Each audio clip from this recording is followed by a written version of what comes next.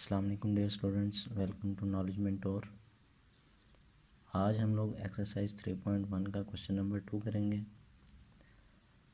इस क्वेश्चन की स्टेटमेंट में आप लोगों को ये कहा गया है कि in a class of 60 students 25 students are girls and remaining students are boys. Compute the ratio of boys to total students and boys to girls. यानी कि इस क्वेश्चन में आपसे ये कहा जा रहा है कि आपके पास एक क्लास है और उस क्लास में 60 स्टूडेंट्स हैं, जिनमें से 25 स्टूडेंट्स जो हैं वो लड़कियां हैं, तो बाकी जो स्टूडेंट्स हैं वो लड़के हैं। अब आप लोगों ने रेशो मालूम करनी है लड़कों की तमाम स्टूडेंट्स के साथ और लड़कों की लड़कियों के साथ रेशो बतानी है। तो बेटा आप लोगों ने जब इसको सॉल्व करना है तो सबसे पहला काम जो इसके अंदर आप लोगों का है वो ये है कि आपने ये मालूम करना है कि स्टूडेंट्स जो बॉयज़ हैं वो कितने हैं। गर्ल्स की तादाद आप लोगों को बताई हुई है, तो सबसे पहले हम लोग दिखेंगे जो टोटल स्टूडेंट्स हैं वो आपके बताए गए हैं। टोटल स्टूडेंट्स हैं 60 और नंबर ऑफ़ गर्ल्स जो इसमें बताई गई हैं आपको वो कितनी है। नंबर ऑफ़ गर्ल्स 25 या नंबर ऑफ़ गर्ल्स स्टूडेंट लिख लें आप, ये आपकी चॉइस है। नंबर ऑफ़ गर्ल्स स्टूडेंट्स जो है वो 25 है और नंबर ऑफ़ बॉयज़ स्टूडेंट्स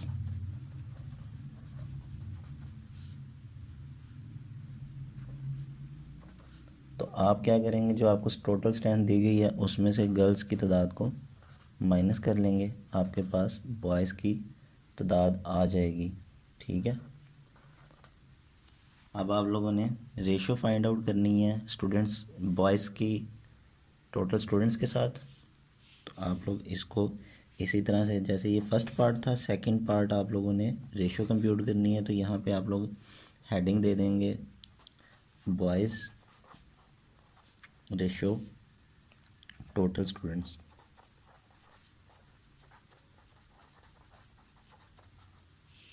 ठीक है बेटा, बॉयज़ कितने हैं 35, रेशो टोटल स्टूडेंट्स कितने हैं 60। देखें ये अगर किसी सेम टेबल पे कटिंग होती है तो इसको हम सिंप्लीफाई कर लेंगे। तो बेटा इसको अगर हम लोग 5 के टेबल पर काउंट करें तो ये सिंप्लीफाई हो सकता है, यानी कि 35 डिवाइडेड बाय 5 करें अगर, और 60 डिवाइडेड बाय 5 करें, यहाँ पे साथ में स्टेटमेंट भी लिख देंगे डिवाइडेड बाय 5। तो आपके पास इसका आंसर आएगा 7:12। इसके साथ ही हमें कहा गया था कि आप लोगों ने boys to girls ratio find करनी है। तो बॉयज़ टू गर्ल्स हम लोगों ने रेशियो जो फाइंड करनी है वो कुछ इस तरह से है। यहाँ पे आप लोगों ने बॉयज़ की हेडिंग दे देनी है रेशियो गर्ल्स। बॉयज़ की तादाद है 35, रेशियो गर्ल्स की तादाद है 25। तो इसको भी 5 से डिवाइड कर लें आप।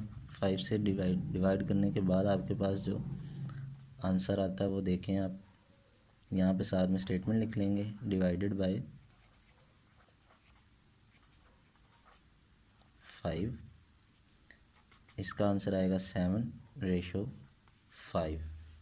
तो ये उस रेशो है बेटा जो इन के क्वेश्चन के मुताबिक बनती है boys to girls. Question number 3 की स्टेटमेंट में आपसे कहा गया है if 3 × 4x - 5y = 2x - 7y हो तो आप लोगों ने रेशो x रेशो y मालूम करनी है। तो आइए देखें स्टूडेंट्स इसका सलूशन।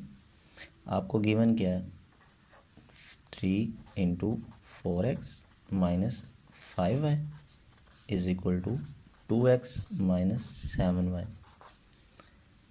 इसको सिंप्लीफाई करते हैं आपके पास ये 3 जो बाहर लिखा हुआ है, इसको अगर आप लोग मल्टीप्लाई करवाएंगे तो ये अंदर दोनों वैल्यू से मल्टीप्लाई होगा। 3 पहले 4 से मल्टीप्लाई होगा, उसके बाद ये 5 से जाकर मल्टीप्लाई होगा। 3 4 ज़ार 12 एक्स माइनस 3 5 ज़ार 15 y is equal to 2x minus 7y। X वाली वैल्यूज़ को एक जगह पर कंबाइन कर लेते हैं और वाई वाली वैल्यूज़ को एक जगह पर। ये 2x यहाँ पर इक्वेशन के एक तरफ प्लस का है, ये जब इक्वेशन के दूसरी तरफ मूव करवाया जाएगा तो ये दूसरी तरफ आकर माइनस का हो जाएगा बेटा। अब देखें, किसी भी रकम के साइन को अगर आप लोग जज करना चाहते हैं तो बेटा इस चीज़ का ख्याल रखना होता है कि उसकी लेफ़्ट साइड पे जो साइन लिखा होता है वो उस वैल्यू का साइन होता है। यहाँ पर 2x के साथ कोई भी साइन जो है वो मेंशन नहीं है। इट मीन्स कि इसके साथ प्लस का साइन है, क्योंकि प्लस ही एक ऐसा साइन है जो शुरू वाली वैल्यू के स्टार्टिंग में नहीं लगाया जाता।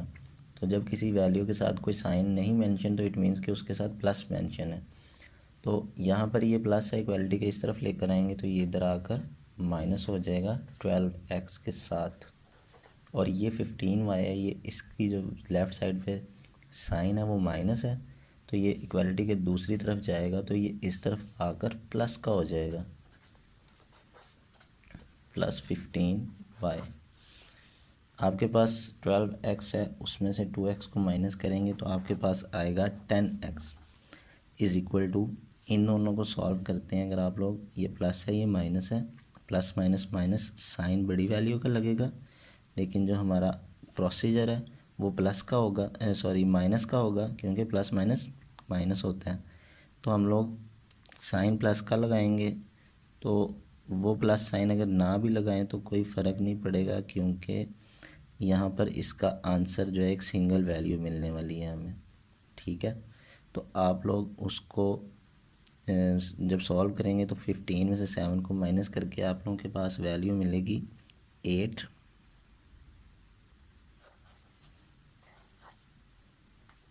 वाई।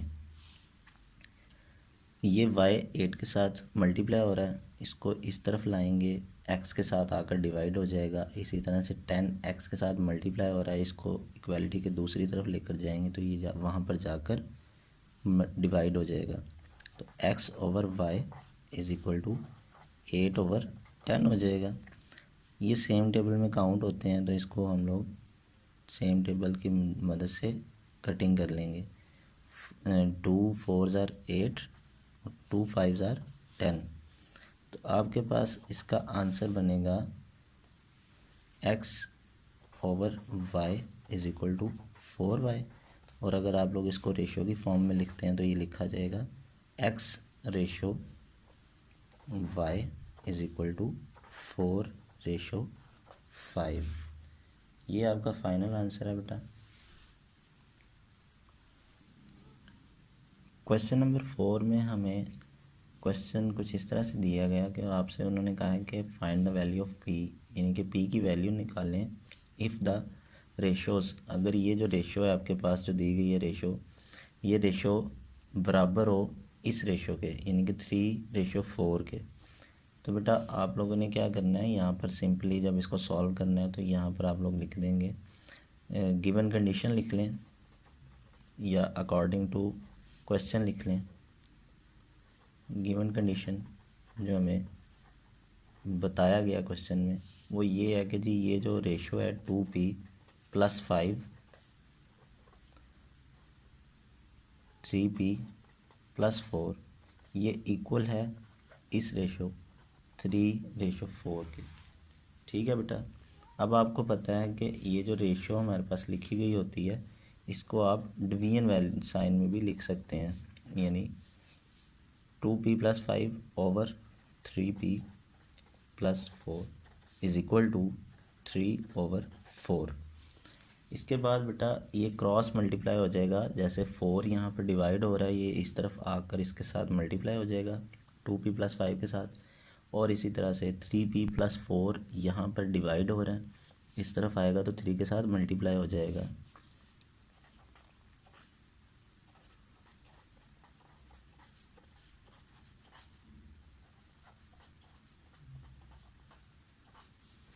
इसके बाद आप लोगों ने इनको मल्टीप्लाई करवा देना है। जैसे ये 4 है, ये मल्टीप्लाई होगा तो पहले ये 2 के साथ मल्टीप्लाई होगा, क्योंकि न्यूमेरिकल वैल्यू के साथ मल्टीप्लाई होगी। इसी तरह से ये 4 इस 5 के साथ मल्टीप्लाई होगा। 4 2 ज़ार 8 p हो जाएगा, प्लस 4 5 ज़ार 20 इज़ इक्वल टू, ये 3 मल्टीप्लाई होगा 3 से, और इसके बाद ये मल्टीप्लाई होगा इस 4 से। तो 3 3 ज़ार 9 p प्लस 3 4 ज़ार 12। इसके बाद आप लोगों के पास जो p वाली वैल्यूज़ हैं उनको एक जगह पे इकट्ठा कर लेंगे, और विदाउट p उनको एक जगह पे इकट्ठा कर लेंगे। ये 8p इक्वालिटी के इस तरफ है, ये प्लस है, इक्वालिटी के इस तरफ लाना चाहेंगे तो ये माइनस हो जाएगा। और इसी तरह से ये 12 इधर प्लस है, इक्वालिटी के दूसरी तरफ जाएगा तो माइनस हो जाएगा।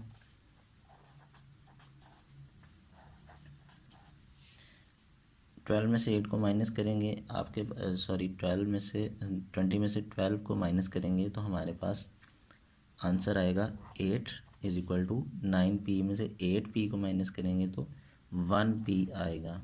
तो वो 1p आप लोग नहीं भी 1 लिखते तो कोई फ़र्क नहीं पड़ता इससे, इसको इस तरह से भी लिखा जा सकता है, p is equal to 8। Question number 5 में हमारे पास 2 रेशोज़ दी गई हैं, और उसी तरह से जैसे क्वेश्चन नंबर 4 में क्वेश्चन आपसे किया गया था कि ये 2 रेशोज़ एक दूसरे के इक्वल हों तो आप लोग p की वैल्यू मालूम करें। इसी तरह से यहाँ पर आप लोगों से कहा गया कि अगर ये 2 रेशोज़ एक दूसरे के इक्वल हों तो आपने x की वैल्यू मालूम करनी है। तो बेटा उसी तरह से सेम पैटर्न है, क्वेश्चन उसी मेथड से सॉल्व होगा। ये आप यहाँ पे लिख दें अकॉर्डिंग टू क्वेश्चन में जो आपसे कहा गया है उसके मुताबिक आप लोगों ने क्या करना है। यहाँ पर ये जो आप लोगों को 2 रेशोज़ दी गई हैं 3x + 1 6 + 4x, ये इक्वल है 2:5 के। अब आप इसको डिवीजन में भी लिख सकते हैं, यानी फ्रैक्शन की फॉर्म में 3x + 1 over 6 + 4x is equal to 2/5। उसके बाद इसको क्रॉस मल्टीप्लाई करवाएंगे, 5 इधर डिवाइड हो रहा है इसके साथ मल्टीप्लाई होगा, 6/4x इधर डिवाइड हो रहा है उस तरफ जाकर मल्टीप्लाई होगा। तो आपके पास ये बनेगा 5 × 3x + 1 is equal to 2 × 6 + 4x।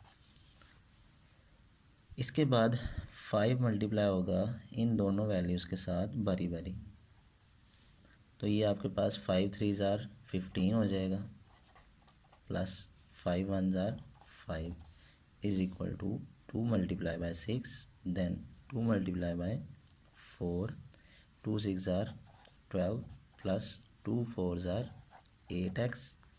अब x वाली वैल्यूज़ को कंबाइन करते हैं हम लोग, 8 इधर प्लस हो रहा है इस तरफ आएगा तो माइनस हो जाएगा 15x के साथ, और ये 5 इधर प्लस हो रहा है ये 12 के साथ इस तरफ आकर माइनस हो जाएगा।